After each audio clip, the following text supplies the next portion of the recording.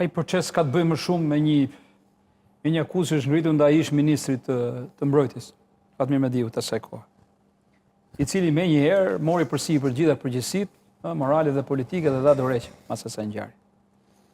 Tani është vetëm Fatmir Mediu që pas ka firmosur disa letra aty, pa pasur kulturën e duhur ushtarake në lidhje me çfarë bëhej, çfarë nuk bëhej, me pozicionime dhe dislokime të një reparti zhvendosje ku është siguria ose jo, ai thjesht i miratonte ato. Më shumë me kuptime procedurale se sa... Mua më duhet ai një gjyq që nuk i përkasin atij.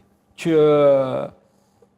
nuk zgjidh asgjë, përkundrazi, për mendimin tim, ai gjyq ka subjekt gabuar, nuk mund të merret me Fatmir Mediu. Jo, ai gjyq është më i thellë se aq.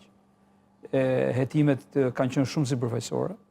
Sigur ka dashur të fshihen jo vetëm nga ana e shtetit shqiptar, po edhe nga ana e institucioneve tjera të huaja, të cilat bashkëpunonin atko. Është një bërë lobim i madh për të mbajtur e fshehur ajo ngjarje, sepse shkonte shumë thellë deri në Departamentin e Mbrojtjes së Shtetit të Bashkuar të Amerikës.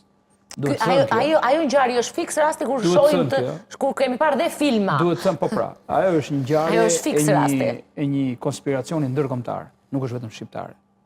Që fillon që nga Departamenti i Mbrojtjes së Shtetit të Bashkuar të Amerikës, vjen në Tiranë me ato procedura dhe me ato që kemi parë ne dhe viktimat dhe përfundon në Afganistan.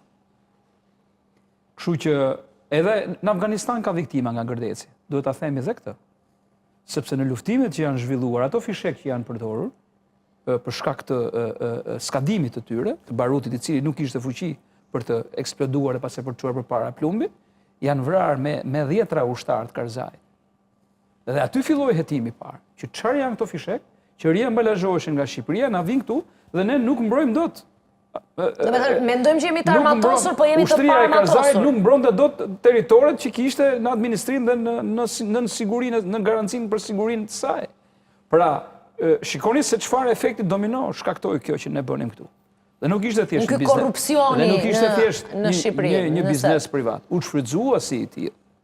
Por ishte një konglomerat interesash që erdhën dhe gjetën Shqipërinë si një parajsë e mundshme për të zhvilluar ky lloj aktiviteti që për mua është i banditesk, por është transnacional, është i krim transnacional. Jo krim që e kemi bërë ne si shqiptar. 17 vjet më pas, gjasa, domethënë që një histori kaq e komplikuar, i cili po merr vetëm kostot për të justifikuar gjithçka që ka ndodhur, por që s'është varur kurrë nga ky person. Absolutisht. Qartë. Pra çdo gjë duhet zbardhur jo vetëm nga ana e hetuesve çka kemi ne sot, institucionet tona, por edhe nga hetues të tjerë që mund të jenë edhe ndërkombëtar, të cilët do ta shikojnë në një panoramë më të gjerë se çfarë ka ndodhur thjesht në Gërdec, por çfarë ka ndodhur në këtë konspiracion që ju thash ndërkombëtar. Qartë, mirë, dua nga regjia tani të më japi edhe të kemi mundësi të dëgjojmë atë qëndrim që mbajti djali presidentit Trump në një takim që pati me Vučić, deklarata shumë të forta, të cilat për t'i analizuar të gjitha ngjarjet më të rëndësishme të kësaj jave që lidhen me njëra tjetrën, dhe sigurisht nëse kemi vëmendjen te Serbia apo te protestat në Beograd, nuk mund të anashkalojmë atë zhvillim shumë të rëndësishëm që të paktën nga pikpamja diplomatike kishte një lloj domethënie të rëndësishme për Serbinë. NATO-ja e bombardoi Serbinë në vitin 1999 në mes të skandalit të Bill Clintonit me Monica Lewinsky. Shumë e shohim bombardimin e Serbisë nga NATO-ja aso kohë si një shpërqendrim nga kjo çështje. Grupe të ndryshme kanë pikpamje të ndryshme mbi integritetin territorial kur bëhet fjalë për Serbinë dhe Kosovën, veçanërisht kur krahasohet me situatën e Ukrainës. Kjo është çfarë ka thënë djali i presidentit Trump në takimin me Vučićin. Në çfarë konteksti jemi ne sot, nuk e di ç'kuptime marrin, Kritan.